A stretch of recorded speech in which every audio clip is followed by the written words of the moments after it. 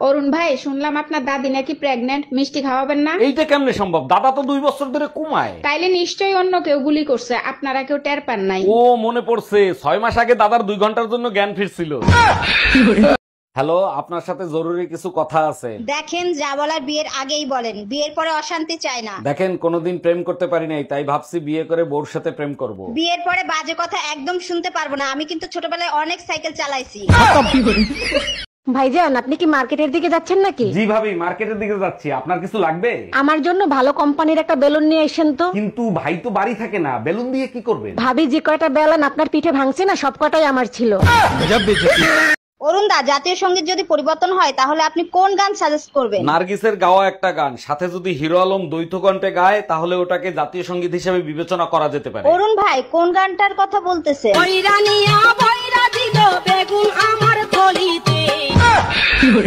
ভাবি, ছেলে মেয়েরা আলাদাভাবে কথা বলেন, আপনি কি বলেন? ঠিক বলছেন রোমিও ভাই, যাও তোমরা আলাদাভাবে কথা বলে নাও। আচ্ছা ভাইয়া, আপনারা ভাই বোন কয়জন? আগে তো 3 জন ছিল, এখন তোমারে নিয়ে 4 জন হইলো।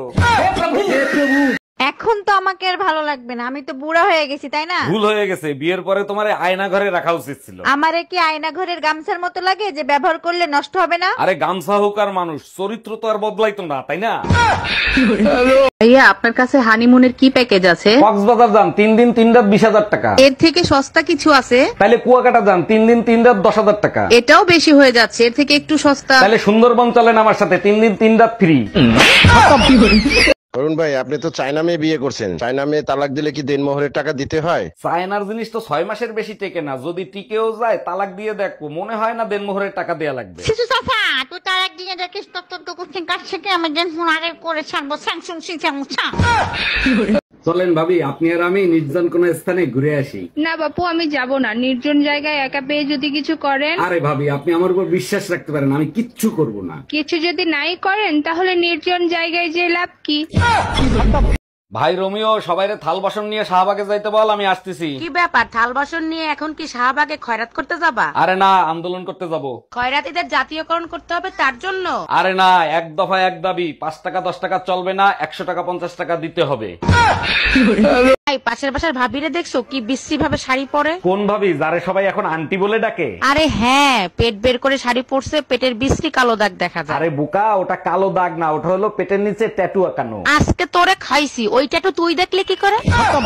হ্যালো, বিদ্যুৎ বিভাগ থেকে অরুণ বলছি, বলেন আপনার কি সেবা করতে পারি? আপনাদের সমস্যা কি? একটু পরপর কেন কারেন্ট কেটে দেন? ম্যাডাম, লোড অনেক বেশি পড়ে যায় তো ট্রান্সফরমার গরম হয়ে যায়, তাই কারেন্ট কাটি। ঠান্ডা পানি দিয়ে কারেন্ট বানাইতেন, তাহলে তো আর ট্রান্সফরমার গরম হইতো না। এই দেখো, ভাবিদের ছাদে 4টা বড় বড় গোলাপ ফুল ফুটছে। তোমার চোখ ভালো আছে, তুমি দেখো, আমি তো সবকিছু গোলা গোলা দেখি। জানো, ভাবি মাজায় আজব একটা ট্যাটু আঁকাইছে, কিছুই বোঝা যায় না। না বোঝার কি আছে, সুন্দর একটা চাঁদ আঁকানো, তার উপরে ছোট্ট একটা তারা।